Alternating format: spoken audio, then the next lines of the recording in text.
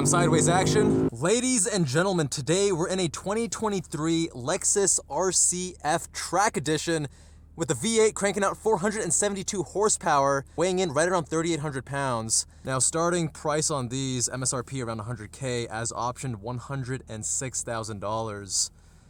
And today we're going to discover, how does she handle on track?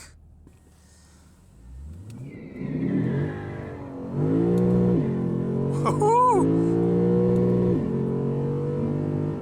5-liter V8.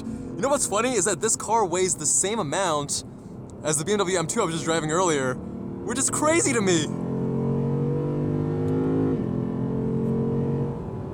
Wow, I'm impressed. I mean, I've driven the RC, the non-F, and this is a completely different animal. We've got double wishbone up front, multi-link in the rear, and that really helps you maintain that negative camber as you load up. Better contact patch.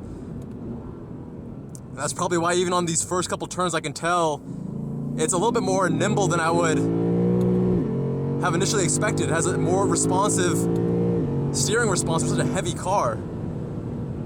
We've got carbon ceramic brakes, which you gotta have on a track edition. Torsen limited slip differential.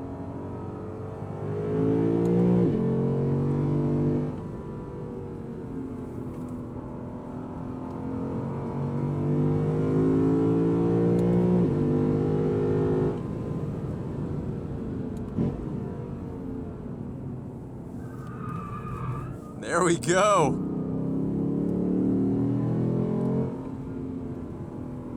Nice stiff chassis. Pretty rigid.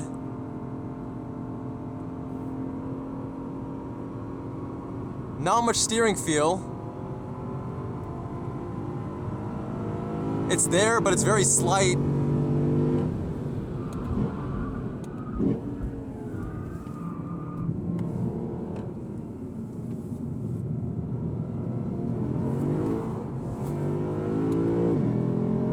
Again, some sideways action.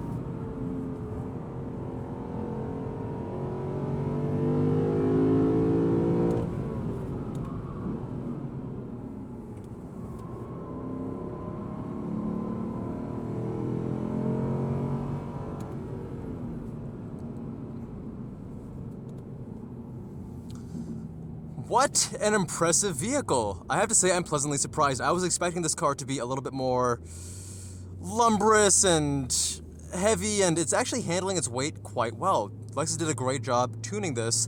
Now, this is a smooth track. It was just repaved last year, actually, out here at Road America. So I can't quite comment on how comfortable it's going to be on regular road driving, right? We'll do that in a separate video where we have a little bit more bumps and can assess the comfort. But right now, from where I'm sitting on track, I think they've done a very good job with this vehicle.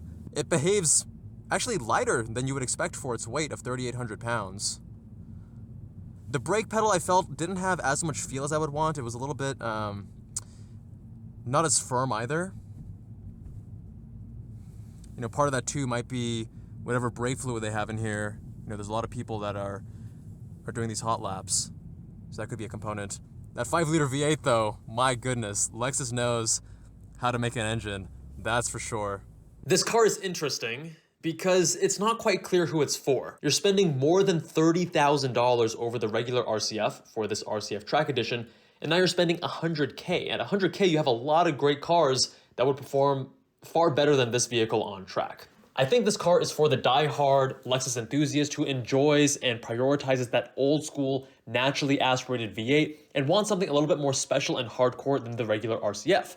But keep in mind, you know, with that 30 $32,000, $35,000 that you're spending on this over the regular RCF, you're only saving still less than 200 pounds. The car is still heavy. It's still kind of antiquated. It's still relatively slow and not as dynamically sophisticated compared to some of the German counterparts. Now, would I personally choose this car? Probably not. However, I was very much pleasantly surprised driving this on track, because when I first drove an RCF towards the beginning of this channel, it was on the street and I felt like it had an identity crisis. It wasn't quite soft enough, it wasn't quite sporty enough, it was in this middle ground, and it definitely suffered as a result.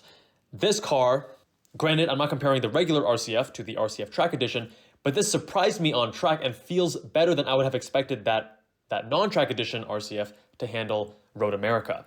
Keep in mind that Road America was freshly paved and very smooth, and I have seen footage of this vehicle on other tracks where it doesn't quite handle the bumps so well. Anyway, let me know what you guys think with a comment down below. Much love, my friends, and I'll see you guys in that next one.